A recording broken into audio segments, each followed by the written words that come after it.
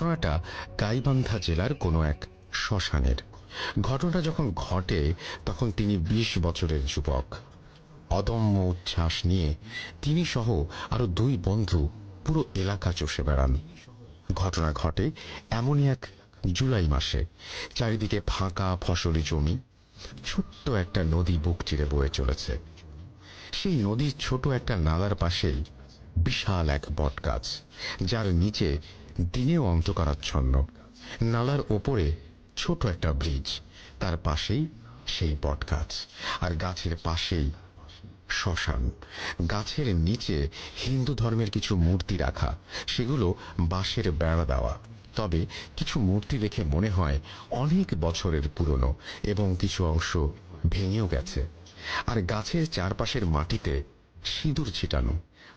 তার ভাষ্যমতে তার জন্মের পর থেকে এই গাছ এমনই দেখে আসছে। গাছের ডাল থেকে শিকড়ের মতো লতা ঝুলে পড়েছে রাস্তায়। নিচ দিয়ে হেঁটে গেলে সেই শিকড় মাথার সাথে লাগে। তারপরেও কেউ তা কাটে না। কথিত আছে, কোনো এক লোক এই গাছের একটা ডাল কাটে, তখন সেই কাটা অংশ দিয়ে কয়েক ফোঁটা তাজা রক্ত বের হয়। এরপরে সেই লোক নাক মুখ দিয়ে রক্ত বের হয়ে মারা যান। তখন থেকে এই গাছের ডাল ভেঙে পড়ে থাকলেও কেউ নিয়ে যায় না, ওখানেই পচে মাটিতে মিশে যায়।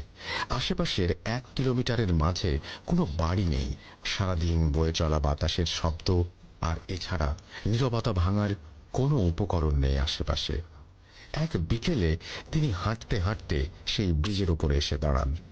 নদীতে তখনও বন্যার পানি আসেনি, কিন্তু টানা কদিনের বৃষ্টির পানিতে নদীর অর্ধেক ভরে গেছে, আর নালায় তখন কোমর সমান পানি।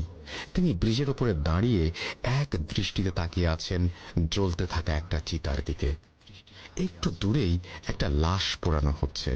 একজন একটা বাঁশ দিয়ে চিতাটা খুঁচিয়ে খুঁচিয়ে ঠিক করে দিচ্ছে, যেন ভালো করে পুড়ে যায় সব। আর একদল লোক পাশে ঢোল নিয়ে কি যেন একটা বলে চলেছে। সূর্য তখন হেলে পড়েছে পশ্চিম আকাশে। সন্ধ্যার লাল আভা ছড়িয়ে পড়েছে। হালকা বাতাস, চিতার কাঠ পোড়ার শব্দ, আর সাথে ঢোলের বাদ্য এক মোহনীয় পরিবেশ তৈরি করেছে। হঠাৎ একটা দমকা গরম বাতাস এসে লাগলো তার গায়ে। এতক্ষণে তিনি খেয়াল করলেন প্রায় সন্ধ্যা নেমেছে। আগে ঠিক এখানেই সন্ধ্যায় একটা লাশ পোড়াতে দেখেছেন তিনি। শ্মশানে লাশ পোড়ানোর সময় যে বাঁশটা দিয়ে চিতা খোঁচাতে দেখেছেন, সেই বাঁশটাই ওখানে রাখা।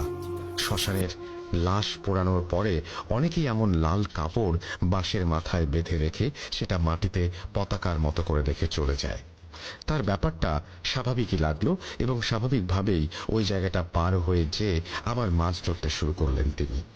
তারা হাঁটু পানিতে নেমে মাছ ধরছে। হঠাৎ একটা চাপা গর্জন শুনে পেছনে তাকায় মোমিন চাচা। দেখেন একটা বিশাল দেহী শেয়াল দৌড়ে আসছে তাদের দিকে। পাশে থাকা তার এক বন্ধু শ্মশানের সেই বিশাল বাঁশ তুলে জোরে একটা কোপ দেয় শেয়ালটাকে। সাথে সাথেই যেন সেটা বাতাসে মিলিয়ে গেল। চোখের সামনে এমন জায়গায় এমন একটা দৃশ্য দেখে তিনজন প্রচন্ড ভয় পেয়ে যান। তারা খেয়াল করে সেই গাছের নিচে আর পাশের ঝোপঝাড়ে অনেকগুলো রক্তবর্ণ চোখ ভেসে আছে।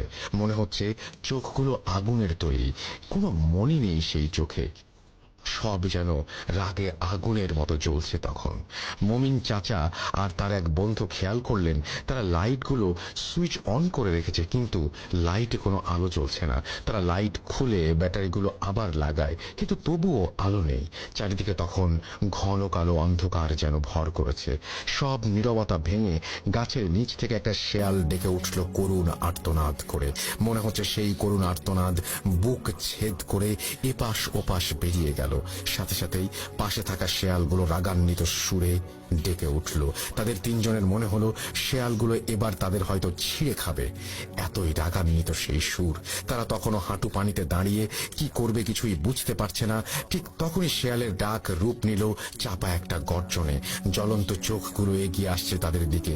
তিনজন জাল লাইট খোলই ফেলে নিজেদের হাত শক্ত করে ধরে নিল। তাদের সামনে এখন একটাই পথ, নালার এক বুক পরিমাণ পানি পার পার হয়ে দৌড় দেয়া। এক বন্ধু তাদের বলল, এভাবে থাকলে এখানে মারা পড়ব, যে করেই হোক নালা পার হয়ে দৌড়ে লোকালয়ে যেতে হবে।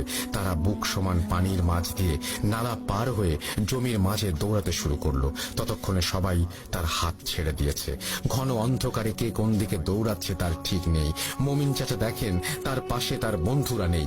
তিনি তাদের নাম ধরে জোরে জোরে ডাক দেওয়ার চেষ্টা করেন, কিন্তু ভয়ে যেন মুখ দিয়ে কোনো কথাই বের হচ্ছে না। পিছনে তাকিয়ে দেখেন সেই চোখগুলো এখনো তার দিকে দৌড়ে আসছে। জীবন বাঁচানোর জন্য শরীরের সমস্ত শক্তি দিয়ে দৌড়ে চলেছেন তিনি। হঠাৎ তিনি দেখেন তার পাশ দিয়ে বিশাল দেহের একটা গরু দৌড়ে চলেছে। কিন্তু সবচেয়ে ভয়ের ব্যাপার হলো গরুর সম্পূর্ণ শরীরে দাউ দাউ করে জ্বলছে আগুন। এমনকি সেই গরুর গলায় যে দড়িটা সেটাও আগুনে জ্বলছে। অবাক করা বিষয় হলো কিছুই পুড়ছে না। দূরে থেকে তিনি সেই আগুনের তাপ টের পাচ্ছেন। তিনি আশেপাশে তার বন্ধুদের কোনো চিহ্নও দেখতে পেলেন না। তিনি গরুকে দেখে আর অন্য পাশ দিয়ে দৌড়াতে শুরু করলেন। কিছুক্ষণ দৌড়ানোর পর খেয়াল করলেন গরুটার তার পাশে নেই। শেয়ালগুলো দেখা যাচ্ছে না পেছনে। তিনি সামনে একটু দূরে এগিয়ে একটা আলো দেখতে পেলেন। সেদিকে সাহায্যের আশায় আবার দৌড় দিলেন। ততক্ষণে তার শরীর দরদর করে ঘামছে। দৌড়ে আলোটার কাছে যেতেই বুঝতে পারলেন এটা আসলে একটা চিতা জ্বলছে।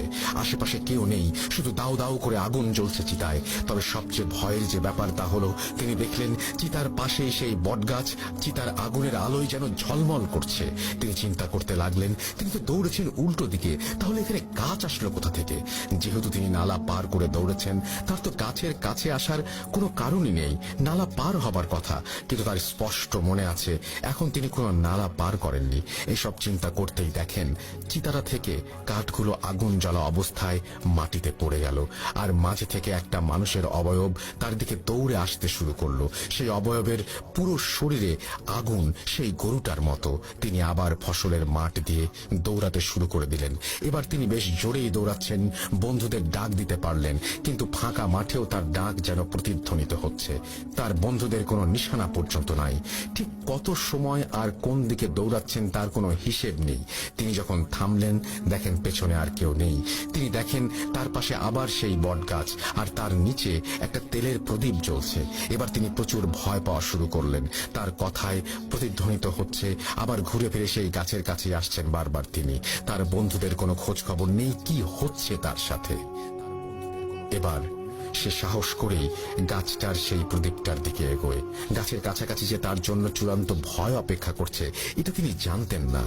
তিনি যখন গাছটির দিকে এগোলেন দেখলেন গাছের সেই ডাল থেকে ঝুলে থাকা শিকড়ের মতো লতার প্রত্যেকটির সাথে একটা করে গলায় ফাঁস দেয়া লাশ ঝুলে আছে। তাদের শরীরগুলো এমন ভাবে পোড়ানো, অনেককে দেখে একটা মাংসপিণ্ড ছাড়া আর কিছুই মনে হচ্ছে না।